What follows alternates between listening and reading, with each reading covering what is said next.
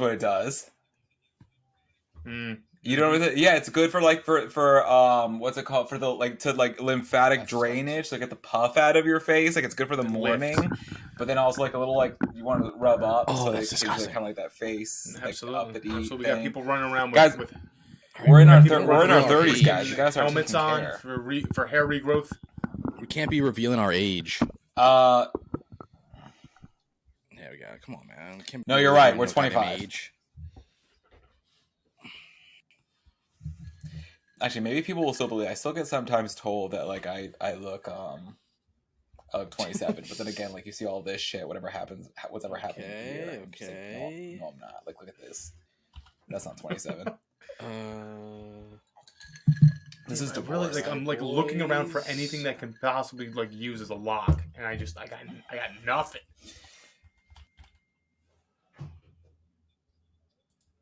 Yeah. We're doing Encanto, Gossip Wage, and Hawkeye locked or interlocked. Okay. So we have a full plate. Next week, guys, even though we're already recording, I just want to kind of fill you in and I'll let it out. But next week, the only thing, I'm kind of grateful a little bit that Pico said we're going to move House of Gucci to That's next what week. I was thinking. That was the rationale. There is nothing this week. Why don't we make next week a themed episode to go along with House of Gucci? The Devils Wear Prada. Have a designer. Devil Wears have a designer day. House of Gucci. Something fashiony, maybe something related give me another to fashion big, show or fashion movie. house, Louis Vuitton, something. You know what I mean?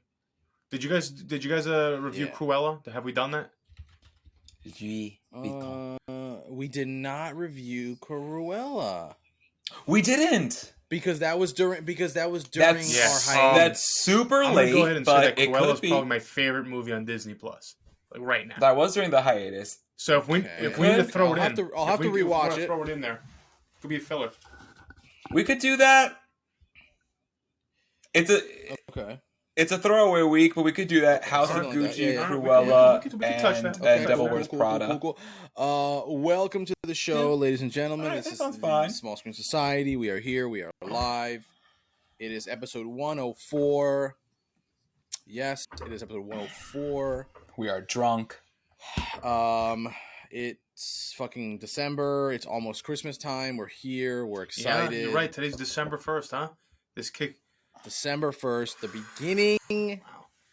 This kicks of the merry month that is December. This kicks off my 25 days of watching either Home Alone 1 or 2 every night. Correct. Very excited. I'm about to start my Christmas Carol the watch-throughs of all the different versions. That includes. That's all you had to say. That includes Vanessa Williams' The Divas Christmas Carol, the Muppets Christmas Carol, and the most iconic, most important one that everyone, if you have, actually, we're gonna have to make this an episode. We're gonna have to make this an episode on Christmas. Yes, actually, I don't hate that idea. It is one of my favorite stories of all time, and the Patrick Stewart version, the Patrick Stewart TNT version from the late 90s, I believe it was 1999, is the quintessential, absolute, perfect version of A Christmas Carol. And what I propose for the Christmas special episode is bring a version of A Christmas Carol. I'm going to be honest review. With you. I have only watched and one that will be version this of year's Christmas special. The Muppets one. And it's the best one as far as I'm concerned. It is a good one. I like the Muppets one. I do like the Muppets one. I have also seen the Jim Carrey one. Haven't seen it. I've also seen the one that Gap's talking about. I don't know that I have seen. If I have, I've seen parts of it, of the Divas one. Definitely haven't seen it. And I feel like there's another one that I'm missing. Yes, you have. But there's a lot. So I say I agree. There's so I many. think There's so many versions. One of these episodes do a Christmas Carol all the way through. That could be fun. I think that could be very fun. Especially since in our past episodes we have pretty much reviewed a lot of the major I think that could be very Christmas Christmas films. movies. Right. So it's like at this point we shouldn't re-review them. If you haven't, check out all of our episodes prior to episode 85. If you're listening, anything prior to 85, we have recorded a ton of episodes on Spotify, iTunes, all the areas where you can find audio podcasts. Anything after that is because of just we suck. We are Come here. on, man. Let's get into it. Take it away, Gab. He's right, though. Let's get started. All right, so we do actually have a full plate this week. So I'm thinking, I like that. What do we want to start with? Let's start with our locked in session for the week. Let's start with our locked in section for the week. I like starting off with locked in. I think it gets us energized. So this week, last week we had the 2-episode drop of the premiere for Disney Plus's Hawkeye. Introducing the character Kate Bishop along with Jeremy Renner's Hawkeye, and it's themed around the holidays. So it's kind of like a Christmas show, which I think was extremely smart marketing to promote this new series that released last week. Extremely well. So we had a chance. Now, did everyone have a chance to watch the first 2 episodes or just the first one?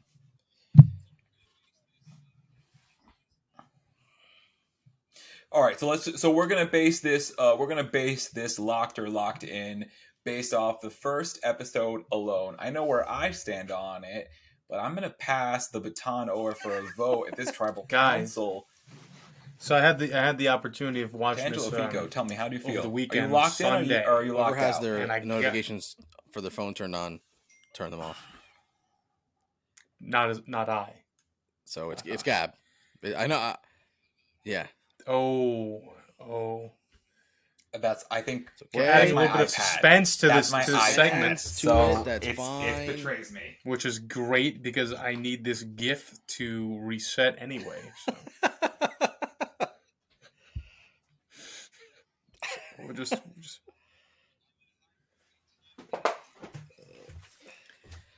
I'm gonna have a great time editing this episode later. This is all I gotta say about it. I'm locked in, baby. Wow. I had to have that. I saw that it wasn't in, so I thought, he's out. But that's all. Okay. Again, I think putting the Christmas twist on this is a smart thing to do. I don't know if it's a series that I'm going to be dying to see like weekly. Like I'm gonna carve out time in my schedule. Hey, I gotta catch a new episode of Hawkeye. But I like that it's there for me, especially during the holiday season. If there's like a lull in the week, let's throw on some Hawkeye. I dig the action. You already know I'm a big fan of Homegirl from Pitch Perfect 2. Haley Steinfeld. Yes, Haley Steinfeld, a god. I'm a big fan of her. She's quirky. She's fun. There's a lot of action going on so far. And to be honest with you, I think I was hooked when they're at the Broadway play in like the first 10 minutes of the show. Cheesy ass Broadway production on the scorecard outside, or the billboard outside the theater, like all the cheesy quotes from critics and shit. Like, this is campus is the hero spirit. At that point, I was like, this is gonna be hilarious. Jeremy Renner's just great as it is. I think I'm on record in saying that. I like it. Marvel's got this really good way of kind of roping you in with these shows. I didn't think I was gonna be invested, and then by the end, I'm like, all right, let's see where this goes. So I'm happy to say that I'm locked into Hawkeye.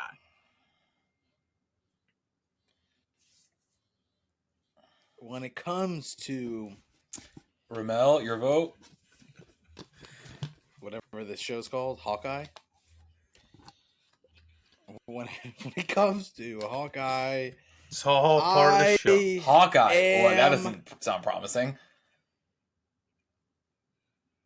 Oh, what is that crude thing in your? Oh wow! Here is locked out. This comes with locked out on Hawkeye. Caveat to it. So here's the deal.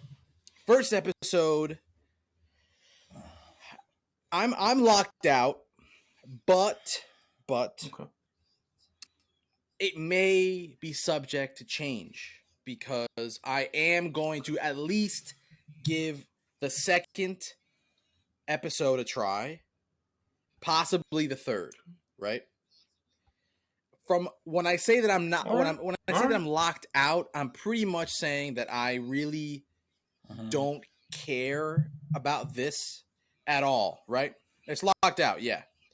I'm locked out. So I don't care about Hawkeye. That's a locked out. You're locked out. You're locked out. Whatever the fuck hero Steinfeld is.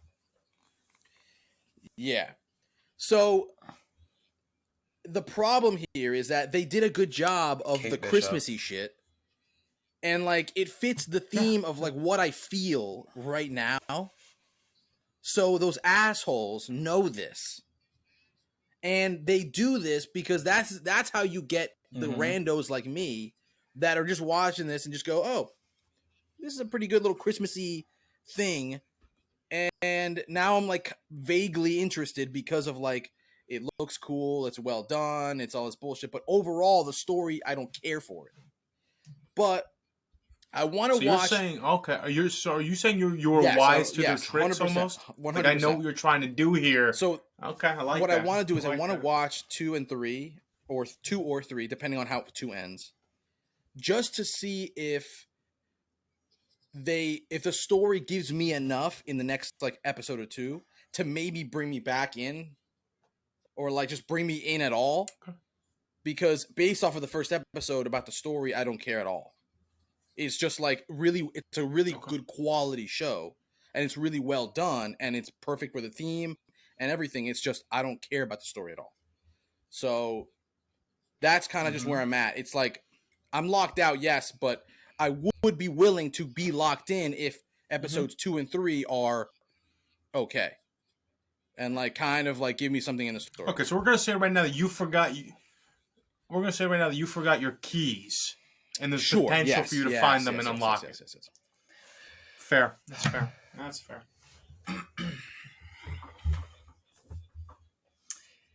Well, Ramel, it looks like, based on that, and I have the tie-breaking vote power, it looks like you're gonna... Take it from the top. Ramel! Take 3, Ramel. You say that you want to give episode 2 and 3 a shot to determine if you're actually really locked into the show. But the thing is, you don't have a choice but to watch episode 2 and 3 and all the ones to follow. Because when it comes to Disney Plus's Hawkeye, I am locked in. I am locked in when it comes to Disney Plus's Hawkeye. However, there's a caveat. How's there a caveat? It's so I don't know how actors do it, because having to act to this reaction 3 times in a row is just like, I bought it. Don't ruin it for the audience. Yeah, you kind of sold it, bro. You sold it real well. You sold it well. It was in Ramel fashion. Like, yeah. You played your character completely. Just shut up. All right. Sorry. Anyway. Yes. Okay. The caveat to this is a little bit like Fico had kind of mentioned. I'm not looking to it week to week, and the reason why is because we've already been confirmed when it comes to the Disney Plus Marvel shows. There's really nothing there that's going to be MCU breaking, and that has been somewhat true for all of the previous shows post WandaVision, that there's no details that's provided that the movies won't highlight or explain very quickly and effectively, so the audience isn't lost. So if Kevin Feige admitting that just means to me that all of the Marvel shows are just fun bonuses. It's great if the Marvel shows are introducing new characters, such as Kate Bishop. And Fico, I completely agree with you. I am enamored with Haley Steinfeld. I love her. She's great. She's just in everything she touches. She did the Bumblebee movie. which I thoroughly enjoyed. The Pitch Perfect movie. She just recently did voice support for or voice casting work for the Arcane show on Netflix. She played Gwen Stacy on in the Spider-Verse movie, Spider-Gwen. And I think she's just that right amount of talent that wherever she shows up, it's just like it's great to have her. It's good to have her. I love her voice. I love her presence. Her opening in the first episode. I'm like, yeah, it's Haley Steinfeld. Like, yes, I'm in. So my only caveat is like I'm not week to week locked in. Yeah, I'm waiting for that Christmas break when that Christmas break comes from work. I'm gonna sit down in my robe and my pajamas. I'm gonna binge me some Hawkeye. You know what? That's a great idea. I think I'll do the same. Some slippers, some house shoes, PJs, some eggnog, rum at 10 a.m. Spiked hot cocoa, and watch it. And I think that's my locked in with it. That's my locked in with Hawkeye. And I also appreciate Jeremy Renner, who I always think has the right amount of dry humor. As much as the MCU allows that dry humor to flourish. So I also liked the opening of how her origin basically comes from the first Avengers movie and the attack on New York, which I thought was extremely well done. That was great. Yeah.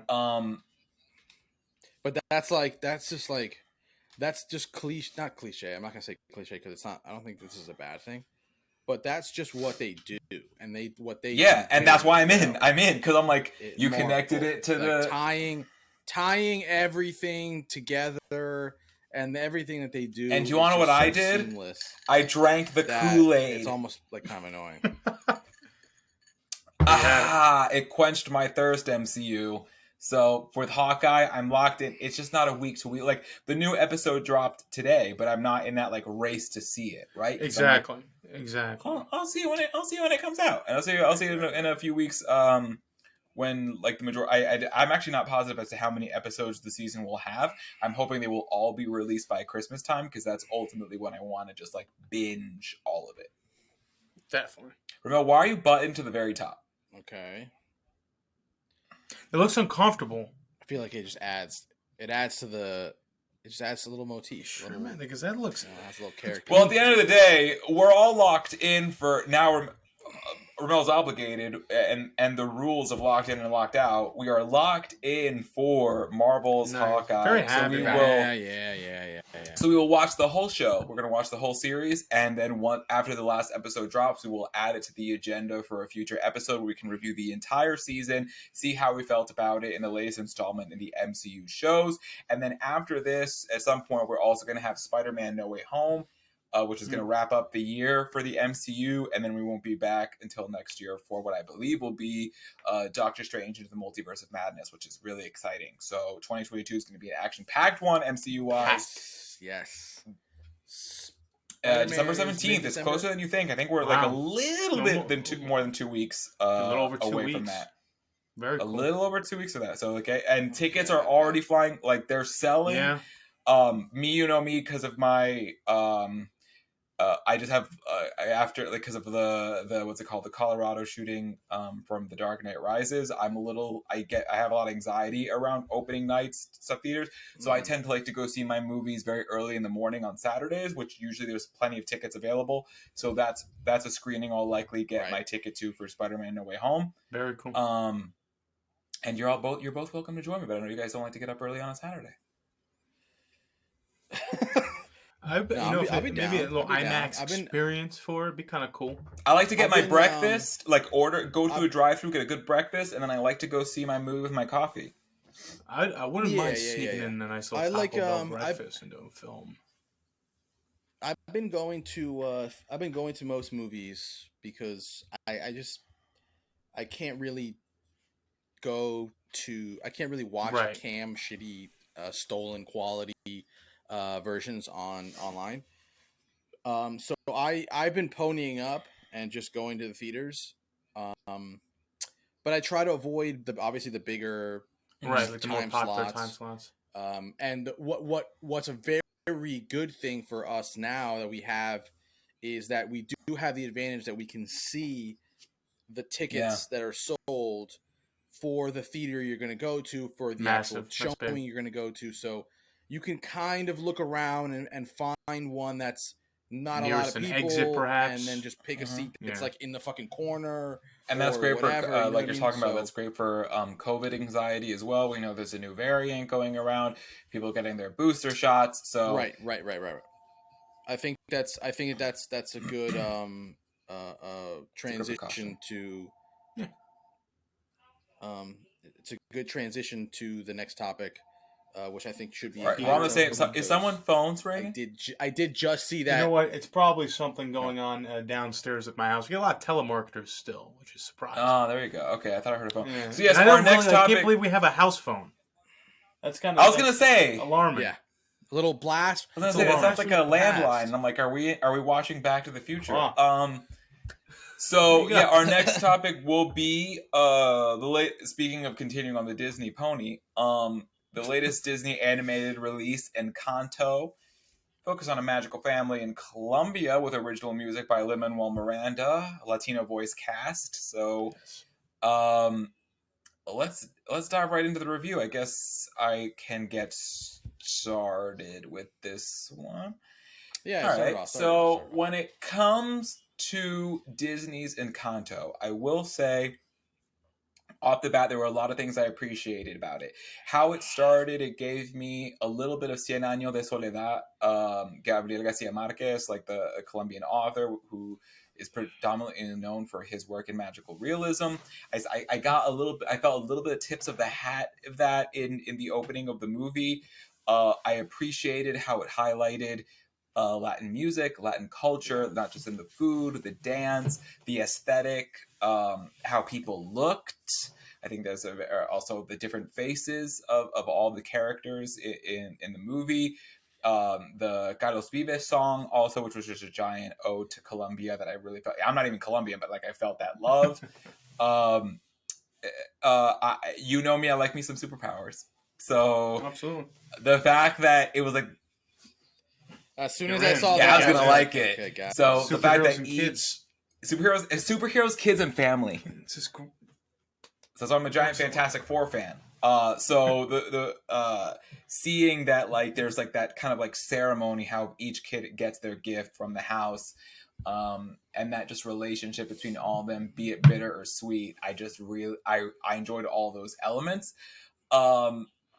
So it was a very enjoyable movie for myself as a Latino, and seeing it and being like, hey, so when I think about little kids that watched Moana or watched, let's say, the Frozen, the Princess of Heart, all those things that like kids like really just like gravitated towards, I'm like, I'm really hoping that they're going to see this movie and buy the toys and buy the dolls and buy things. So it's like, it's seeing our cultures in a way that it doesn't feel tokenist. Like it doesn't feel token.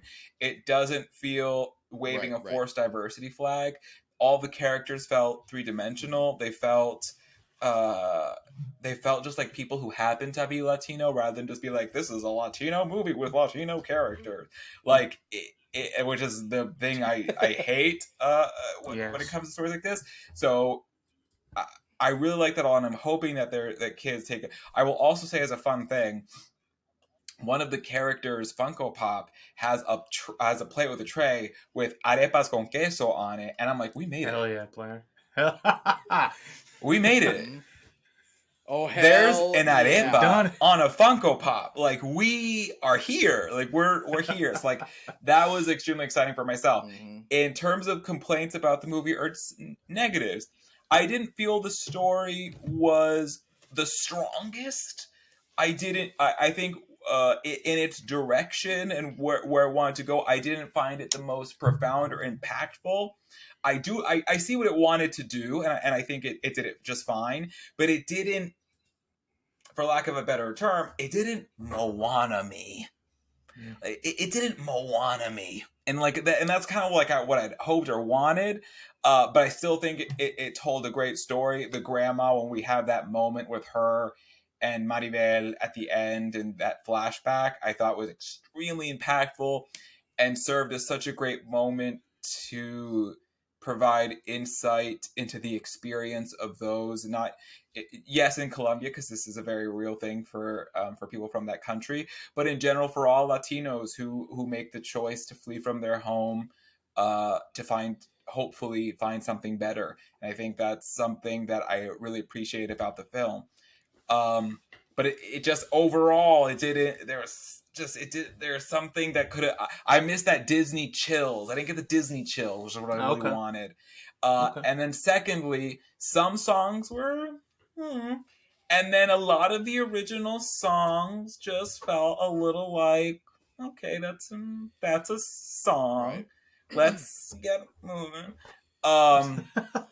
Right. And they weren't like how far I'll go. Again, like Moana's like serving as my fucking base here, and I know that the movie that people are going to compare this to is likely going to be Pixar's Coco, but Coco wasn't a musical, so no. I also don't find it to be totally fair. I don't. Yeah, to me in my watching of this, I wouldn't either. No, because they're not musicals. You have to compare this particular movie to other Frozen, Disney Moana, movies, Tangled, because that's the Tangled, Raya and the Last Dragon, where there's that musical element. There's that musical element to the story. So they're Disney. They're Disney. But when you put it in that category, when I put it up against things like Frozen and Moana. The music that stood out to me were not the character songs. It was Oruguitas, which played during the flashback scene, and the Carlos Vives song, which like I've had on repeat for like the last 2 days.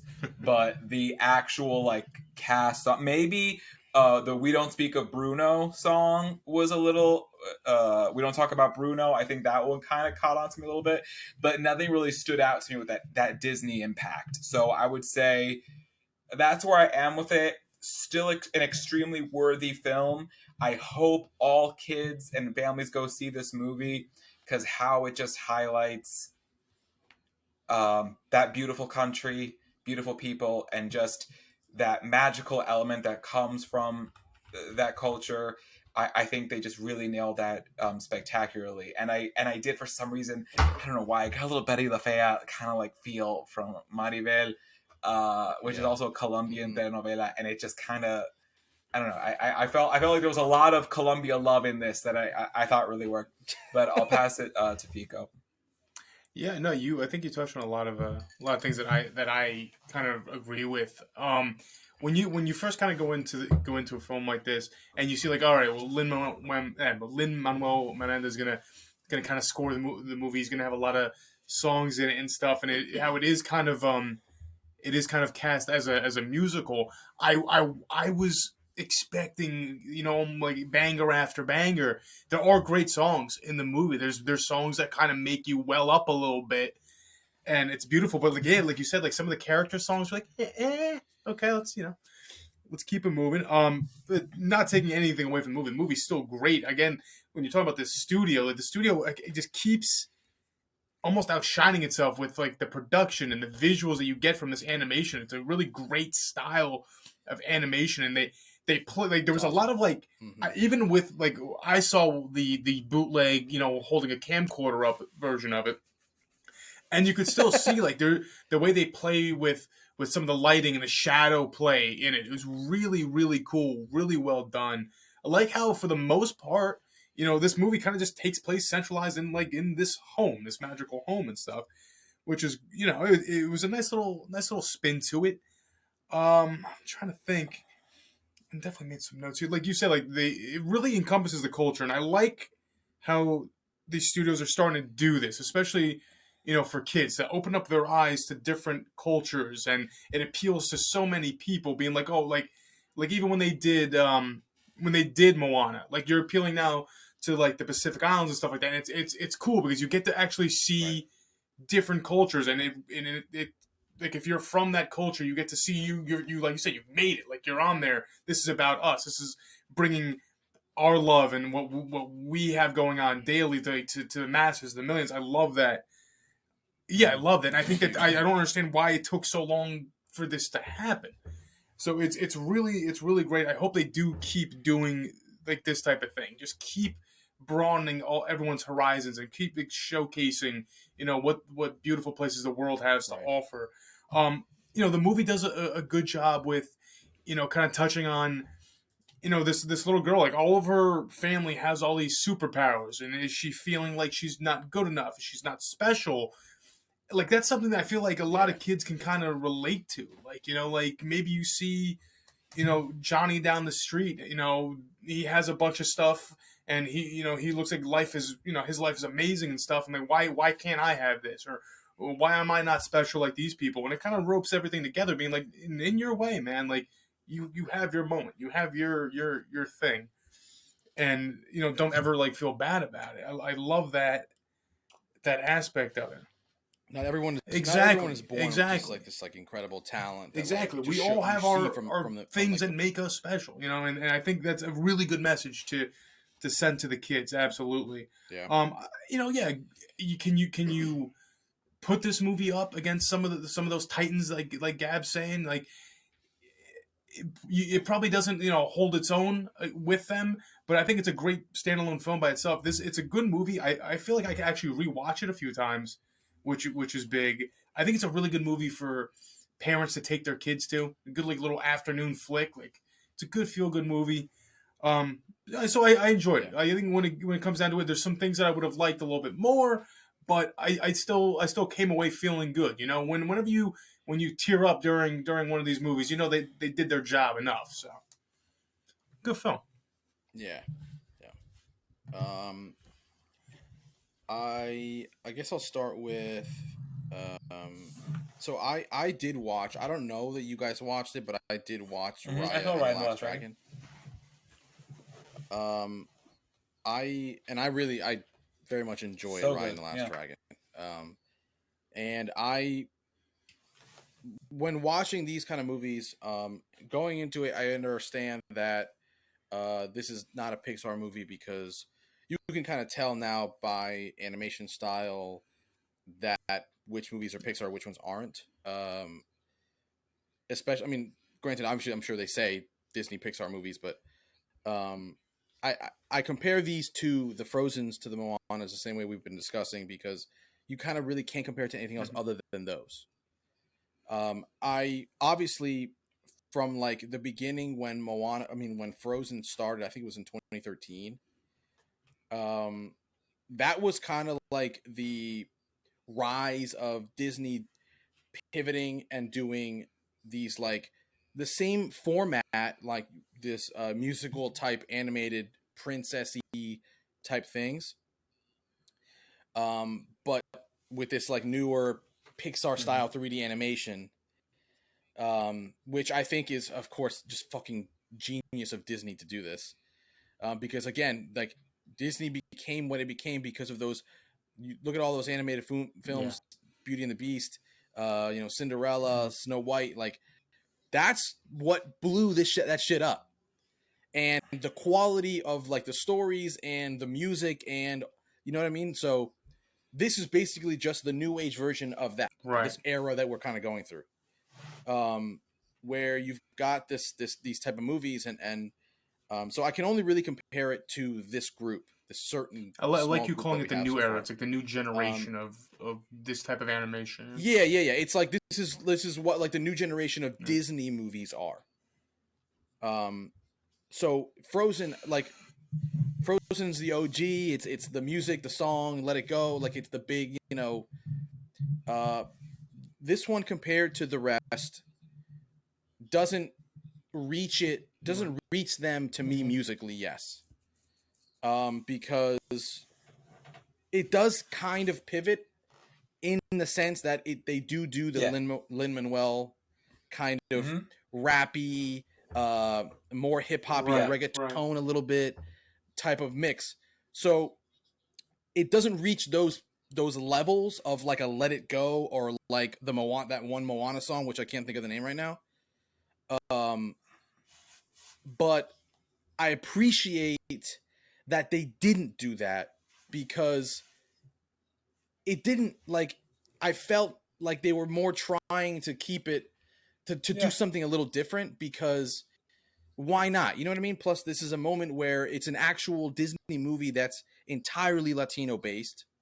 So why do we have to do these ballad fucking let it go type songs? That's not what this is. We're in the Caribbean. We're in the Caribbean, this jungle, when the Amazon, like, this is, we don't have to do that. So I think that I liked the risk that they took to do that. I enjoyed it. I thought that I appreciated it, and I didn't hate the songs. They weren't obviously at the level of the other ones. Story wise, I thought that it was good. I think you really it's Pixar is always the king of story. If you're going animation, Pixar is king with story. And it will not get trumped. They are just like, that's what they're the upper echelon of storytelling in an animation format. But I think what this does, what I like about it is that what I like about this pivot of Disney 2 of trying to incorporate other cultures is that they're still trying to do their gimmicky magical shit, but doing it with our cultures involved. It's hard to do all of these things and also have a perfect story. It is a lot of what they're trying to do, and to create a perfect product, because you're doing a lot. You're not just like doing a basic like story where a princess is in a castle and like it's clean. It's you know what I mean. It's just, there is a lot going on. But I still, again, these are things that I appreciate because they're going, fuck it, let's do a story about a family, in Colombia that's like, they're magical, but we're going to try to incorporate all of these things from their culture because we're trying to open up these movies to more cultures. Great. Raya and the Last Dragon, to me, felt exactly the same as this, in that they were definitely trying to open up these movies to that culture. And there were parts of it where I'm like, this is just like a lot. But again, I guess they're just really trying to really give kids, to open kids up to all this stuff. And I hope that they continue to do this regardless of if the story isn't perfect for what they're doing. Because regardless, the kids are the ones that are watching this, and they're the ones that are eating this all up. So if you're trying to teach a lesson and trying to teach kids about, never giving up, and like in this particular case, you're not, not everyone has that special thing, but everyone is special at the same regard. It doesn't have to be a perfect story. You're doing that. You're teaching kids a lesson while also teaching kids about other cultures. So it just like, they're doing what they had to me, in my opinion, watching the movie, they did what they had to do, and they did well at what they were doing. Regardless of if the story was perfect and if it was, whatever. Obviously the animation is good. I think to me, it was a really good product. I can't, like I said, we can't really compare it to Pixar, because Pixar, if we're going to go with like Latino stuff, I have to kind of separate here and go, do I like this from a Latino and his, Hispanic standpoint, because that's what we are, or I am. Like, it doesn't compare to Coco, because Coco, I think, goes a little deeper into it. But I think this was awesome. It was like, I felt moments where I'm like, oh shit, like this is like, I'm watching these cartoons eating arepa, like you mentioned before, and I've never seen this in a cartoon. This isn't what we see. So I really, really, really enjoyed it. I really, really liked it. Could it be better? Yes, but I don't know, man. It's just, I think for what Disney has been for so many years and what they're now trying to do, I think I'm all for it. Continue to do this. Give us more movies that are exploring other places, other cultures. I don't care if the story is a little wonky. Doesn't matter. Give me more of this. Teach kids more of this. Okay, Pico, scores. When it comes to this film, I am going to give it...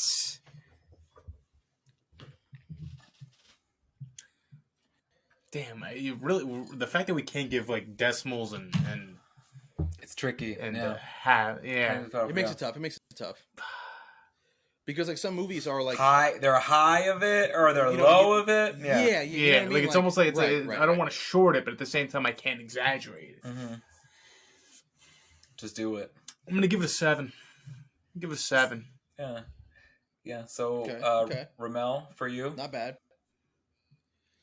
I'm gonna go 9 out of 10. Wow. Okay, so when it comes to Encanto, I would probably give it a solid 8 out of 10. Because I agree with Ramel, it does what it sets out to do. I think it does enough to highlight the culture. It tells a strong enough story for kids. The musical stuff wasn't as strong as one would have hoped it would be, but it still had its moments. And the other thing that I'm just like a little disappointed about as a side note from the is that because the other thing I want kids to embrace is usually kids' content, the sidestep of it is to sell merch. And when I think about Coco, I think about Los Alebrijes and like that just character design of the toys. Right. And looking for this, and watching this movie and even looking at merch, I'm like, there isn't a lot of merchable stuff in it. Yeah. So I had like Moana had a lot of merchable stuff in it, and so did Frozen. Oh, yeah. I mean, what's in the guy that was in Moana that Maui, whatever his name is, Maui. Like, there's fucking toys, stuffed animals, the stuffed animals, everything. Yeah. There's so much stuff, but there wasn't a lot in here. So like, I literally immediately just after I saw it, I just went to Amazon, and be like, well, what's the merch? Like, what do kids have for this? And there's Mighty Bell toys, but I'm like, I would have liked something because like that is almost as equally as important as the movie itself. Is what are you giving kids for like the after factor for them to obsess about? And even Raya had the dragon, the magical creatures. So I will say I will also say I definitely go see the movie, support it because I want 100% more, and I want Latin-based things for kids or anything. Not that it's a problem, but a lot of our content is based off our music and the family culture. Yes, those are very prominent Latino things, but we also have myths, we have folklore, we have history, we have there's so many things, and I'm hoping for the day when I get to see content. Honestly, much like Vampires versus the Bronx from Netflix, where it's an original story with characters who just happen to be Latino, so you see aspects of their culture because they're the protagonist, so that filters in regardless, but where it's not the sole thing of the story. I know that movie didn't get enough buzz, but like that's the kind of content we are all big. This pod is very big advocates of that film. Amazing. It's a Netflix original. Watch it. It's past Halloween, but watch it. Vampires versus the Bronx. But it's funny. Hilarious. So funny. It's hilarious. And that's the kind of Latino content that I'm hoping we evolve into with more exposure and more investment as time goes on. But yeah, this Encanto is a solid film. 8 out of 10. Real quick, just respect fee for the Columbia. He is wearing a Columbia World. Yes, little subtleness to it. Yeah. Right. Do you want what I want to like do as a sound bit for this segment, Ramel? I wanted to do from Anchorman as Venezuelans ourselves to do the thing with Anchorman when he's climbing out of the bear pit or whatever, and as he's on the ladder, the guy grabs a ladder and he's like, "I hate you." But God damn it, do I respect you? And then he just kisses his forehead because I think that very much like describes like there's such a sibling rivalry with Venezuela and Colombia, but like God damn it! I respect you, Columbia. Absolutely. All right. I should have brought a bottle of Guaro upstairs. I know I have one somewhere. Fuck. I should have when I went to go buy the gin. I should have bought the aguardiente. The good stuff. Yeah. All right. Now we're gonna finish this off quickly with a little segment here we like to call Gossip Watch. And we are back. 30-year-olds. Too long. 30-year-olds talking about kid stuff. This show is not kid shit. Why not? I will agree. Kinky. This is some kinky shit. I would like to request to start this conversation. I completely because this is episode 7. Right, they took that hiatus. That the first episode back from the hiatus. The episode we are discussing is the Thanksgiving episode. That's what it is. And I would like to go on record as saying this is by far my favorite episode. I agree. It is everything about this episode is awesome. So it obviously it starts off with the typical shit that's going on. In case you missed it, the one sister is fighting with her boyfriend. The other sister actually likes her because the boyfriend is an ex-boyfriend. They made out. So you've got that drama, and then you've got the teachers, and then you've got the guy that banged the kid in high school, and you've got a whole bunch of shit. It's the kinky threesome. Oh yeah, there's all the sex withdrawal. There's all that sex. Yeah. So meanwhile, you have all this happening, but it's leading up to this very, very hilarious 10-minute scene where all of these crazy ass people and all of their drama and all of their problems show up to the same dinner for Thanksgiving. And you've got a dinner table of just kids in high school with teenage drama and a bunch of crazy shit. And then their parents who also randomly have issues in their own kind of ways. And they're just kind of just rattling off back and forth at each other at the same exact table what problems each one is having. Things are getting fixed. Things are getting worse for some. I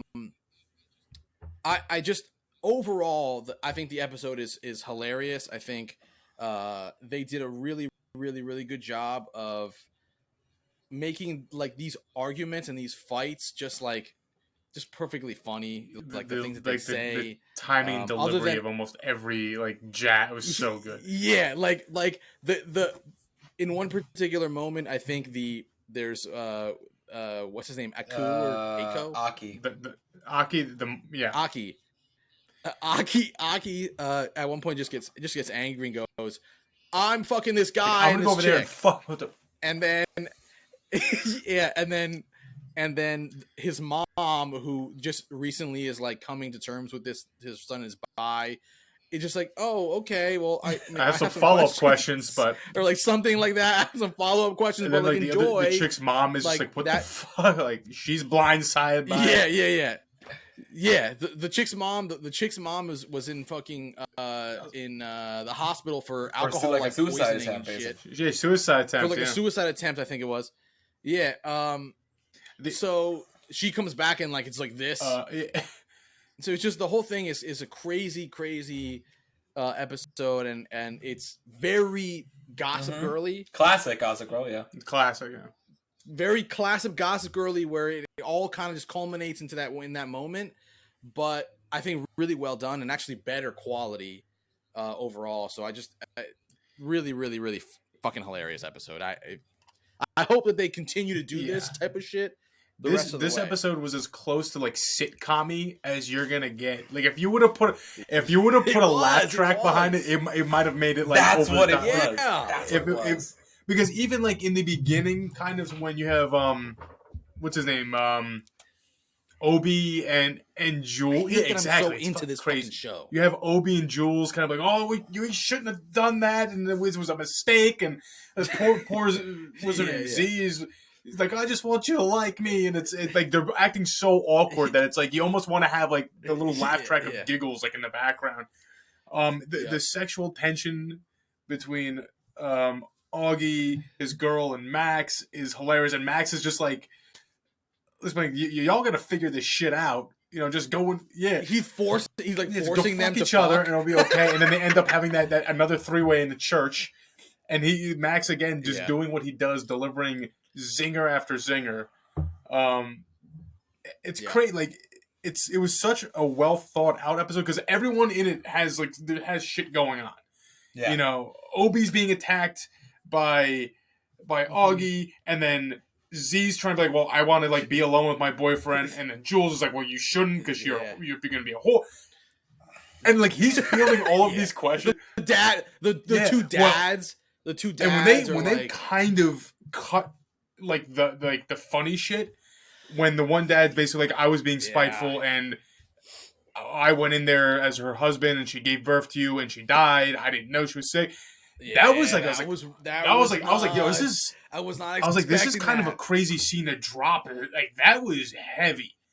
And then of course it gets taken back by his drunk ass fiance. Like, we're engaged. It's just like Jesus Christ. Such a well done episode. Like you said, it's definitely my favorite. 100%. My boy Gideon continues to be the fucking man. Oh yeah. It was so good. Like even like the stupid shit. Like I guess it's Max's like mom, who's like some like big like star or whatever. She comes in and just starts smoking in the house, and she's like, no one's gonna care. Whatever. I think he said it was her. The British accent woman. She was. Yeah. She's his birth mother. Yes. His birth mother. Right.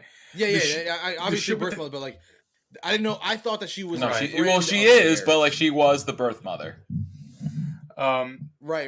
Yeah. The shit with the dog, like that was like just going into like coat pockets, like that was so random, but it was hilarious.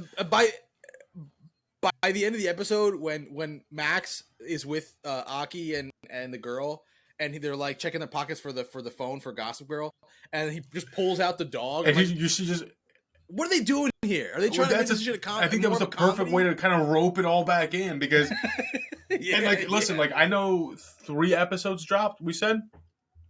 I think as soon as I get done here, I'm gonna go watch them because this is what this show does.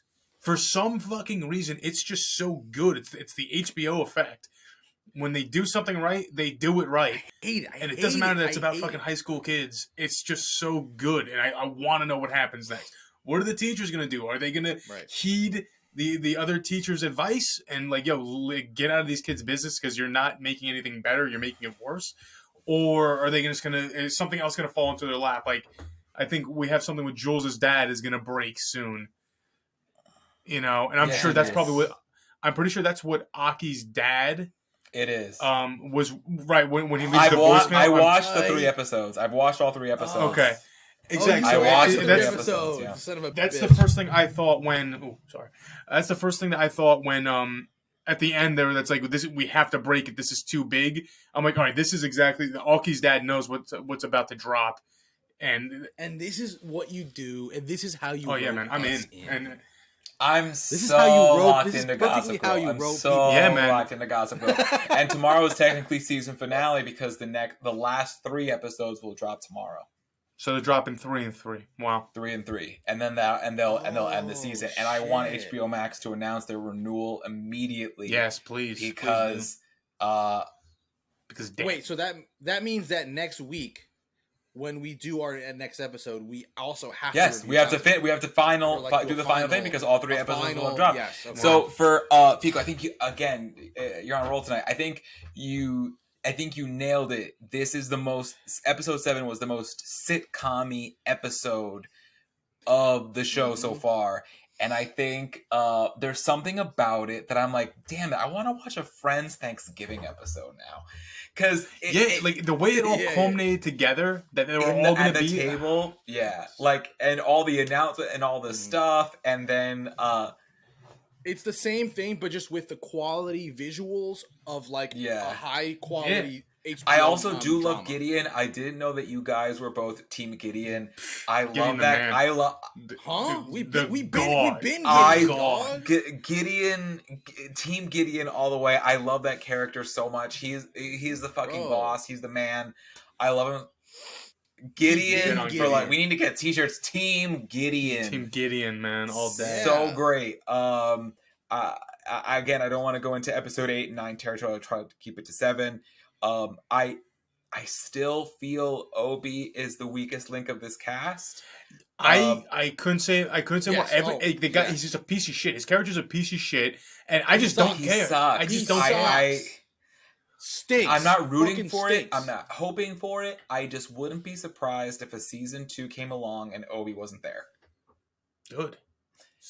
I just wouldn't. It's not the first time something like that has happened in television. I'm just saying, like, there's not a lot to do there because the only thing that ultimate creates that animosity between Z and Jules, which also is tired. Like, we're only 7 episodes in, and I'm already over their bickering. Like, either make them a unified front and be done with it, or make them forever, and even that will get tired. So I think the show's kind of in a rut with those 3 characters still.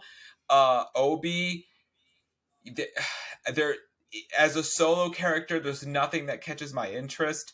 I don't think he has any chemistry with Jules or Z. I like to feel bubbly when I see character romances on screen. And no, that's a further episode. Hold on, Gab. Hold on, real quick. Although I know what you're saying, I agree with you 100% with the bickering, but if you think about the original, Serena and fucking Blair are constantly. But that's different. The reason why that's different, I will say, and I will give it to Leighton Meester's talent as Blair. She was a joy to watch being a bitch. She made the whole villainy thing fun. It didn't make it it dramatic. Yeah. She was just fun to watch being a villain. Mm-hmm. But not as bad. And not as bad as Georgina, right? It was a humorous kind of like villainous thing. Yes. Where the Jules and Z thing, they're trying to go more legitimate drama, and to me, it's like, stop doing this. Either make them a unified front and bring in some new villains, or I don't know what you're gonna do. Right. But I think Obi, I think you got to give Jules and Z new leading guys. I think Obi should just be Aki's friend, get into some hoodwinks, whatever, do something over there. Be a side character, but I don't buy this 3 thing. I don't buy it. I'm going to take it a step further. I think you need to... I think Obi needs to go the way of Ryan Felipe in Cruel Intentions. Only way you're gonna make him have him die, because that's the only way that it's gonna work. Like bitter. No, like he's a piece of shit. Ryan Felipe's a piece of shit. Symphony. He died. Roll credits exactly. Bittersweet Symphony. And then that's how. Man, he's not that bad. And that's how. He's not. And that's how Jules and Z come together to mourn his death. Give it an award. Give it the award. I think it's a testament to how weak a character is when their death serves more of a narrative purpose than their presence. Yes. And I think Aki has enough going on, at least right now, with the Aubrey and Max stuff, that he does it. And like the French are like, I feel like you're mad at me because I'm gay. I'm like, we don't even care. Like, nah. That part of it. That part of the dinner was the least interesting and least important part of everything. He's like, I feel like you're not like reaching out to me or hanging out with me since you found out you're gay. I'm like, you guys hang out? I didn't know that you guys did that. Wait, I didn't know that you guys hung out. Tell me. You guys are right. Kill. Kill. Say it. You guys are right. Obi. I think he's the weakest link. He's the weakest link. Think about this. Their mom's death is what split them apart. Oh, I know where you're going. Obi's death together. brings them together. Yes. That's it. I think Obi needs to go. Kill I think Obi needs to that go. motherfucker. You guys aren't there off. yet, but there's a character that comes in around episode 8 or 9. It's part of the Aki Aubrey story, and I'm seeing this. I see this character, and I'm like, "There's a leading man right there! Like, do that! Hell like, yeah!" Like handsome. Okay. If you're just trying to get labias wet for viewership, like he succeeds. That's at that. the guy. Like that's the guy. Like okay. You can find someone else. I'm not. And here's the thing: I'm not totally saying kill Obi off, but you need to do something different with him than what you're doing because he doesn't fit the script of what you're trying to pitch him to be for Jules and Z. Because there's no chemistry. There's no chemistry there. It's either you kill him or you go General Hospital style, bad car accident, coma, 3-4 years minimum, and then we'll see him later. And then he comes back, and time has just moved on. Because I don't think the actress nor the character of Z are necessarily weak. I just think they're not given anything good. I don't think she's giving anything really great to work with. Agreed. Jules at least has a little bit of humor factor, and I don't mind her chemistry with her bitchy girlfriends. And Aubrey, which they kind of have a little bit of that Serena Blair thing. Max is king. Yeah, still.